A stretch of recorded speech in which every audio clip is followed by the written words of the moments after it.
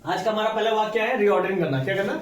हम इसमें लगातार जो आपको सीरीज करा है, हर सीरीज में आपको रीऑर्डरिंग एक सेंटेंस जरूर दे रहे हैं। आज हमने पंक्चुएशन नहीं किया है तो रीऑर्डरिंग जरूर दिया है। देखना है पहला सेंटेंस हमारा क्या है। पहला सेंटेंस क्या कहता है? कहता है she not like does to hospital to go to.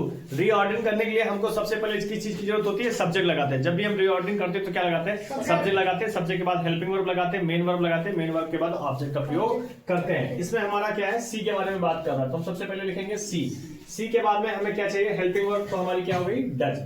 C does negative है इसलिए नॉट लगाएंगे। इसके बाद हमें वर्ब चाहिए। वर्ब क्या चाहिए? सी डज नॉट लाइक, उसे पसंद नहीं है। उसे पसंद नहीं है। क्या नहीं पसंद है? टू गो, जाना, टू हॉस्पिटल, उसे अस्पताल जाना पसंद नहीं है।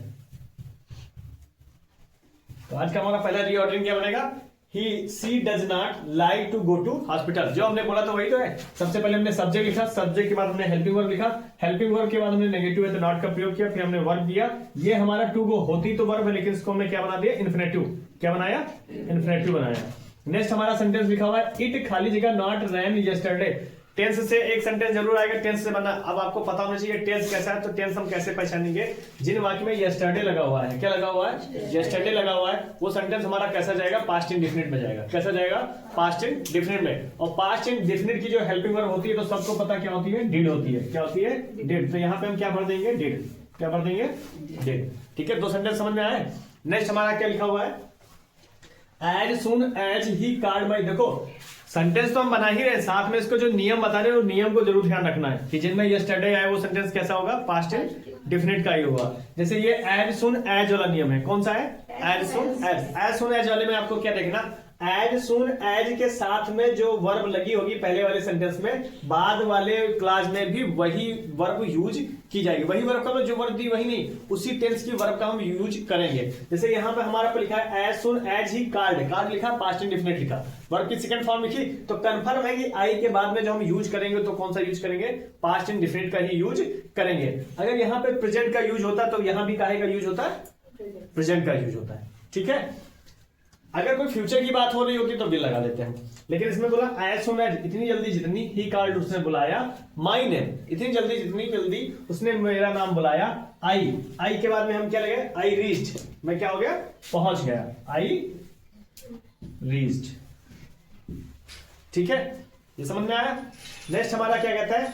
कहता है unless he bags my pardon आई खाली जगह not excuse him must could will या माइट। किस चीज का हम यूज करेंगे?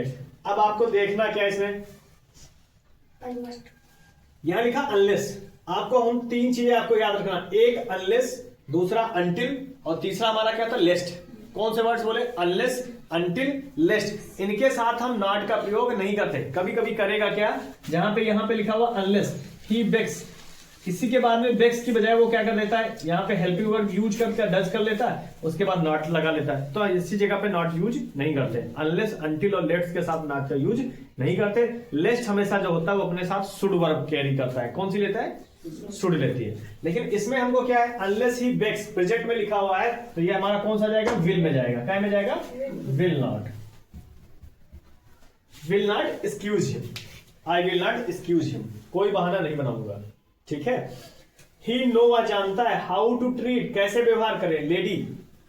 वो जानता है। आर्टिकल भरना है। आर्टिकल आपको पता है दो प्रकार के, अगर कोई पूछता है आर्टिकल कितने प्रकार के होते हैं? दो प्रकार का होता है, एक डेफिनेट आर्टिकल, दूसरा इनडेफिनेट। डेफिनेट आर्टिकल हमारा द होता है, इनडेफिनेट हमारा कौन सा होता है? ए और एन होता है। एन का यूज हम वाइवेल्स के साथ में करते हैं और ए का यूज हम कॉन्सोनेंट के साथ करते हैं। द का यूज सुपरलेटिव डिग्री या जो यूनिक चीज होते हैं उनके साथ में द का यूज करते हैं। कोई पॉलिटिकल पार्टी हो गई, कोई बुक्स हो गई, कोई राजनीतिक पार्टी हो गई, कुछ भी हो गई, उनके साथ में हम काहे का यूज करते हैं? दा का यूज करते हैं। उसने कहा, क्या बोला? उसने कहा ही नो, वह जानता है। क्या जानता है? हाउ टू ट्रीट, कैसा व्यवहार करे एक औरत के साथ। क्या बोलता है?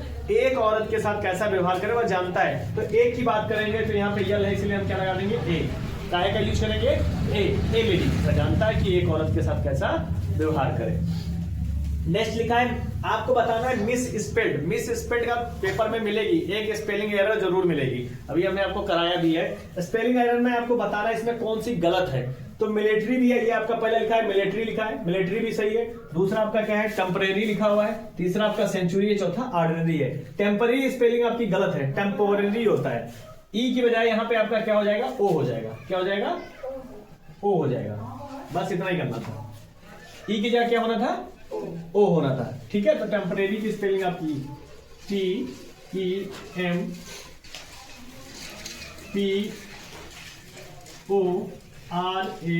TEMPORAY, ये आपकी क्या है, टेम्परेरी। क्या है ये, टेम्परेरी। ठीक है, तो इसमें तीनों आपकी सही थी, टेम्परेरी गलत थी, नोट कर लेना इनको। अगला वाला पीपल माने लोग, हु माने जो कि, वाच माने देखते हैं, एंड लिसन माने सुनते हैं, टू स्पीच माने भाषण, आर कार्ड जो लोग भाषण को कहते हैं और सुनते हैं उसको क्या कहते हैं। तो आपने देखा होगा जैसे मेला होता है या कोई भी मंच होता है, मंच पर लोग जो सामने बैठे होते हैं उनको ऑडियंस बोलते हैं। क्या बोलते हैं, ऑडियंस, श्रोतागण। ऑडियंस का मतलब क्या होता है, श्रोता। ऑडियंस सुनती भी है और क्या करती है, देखती भी है, इसीलिए उसको हम क्या बोलते हैं, ऑडियंस बोलते हैं। तो इसका आंसर हमारा क्या होगा, ऑडियंस। समझ में आए, कोई डाउट, सारे सेंटेंस समझ में आ गए ना।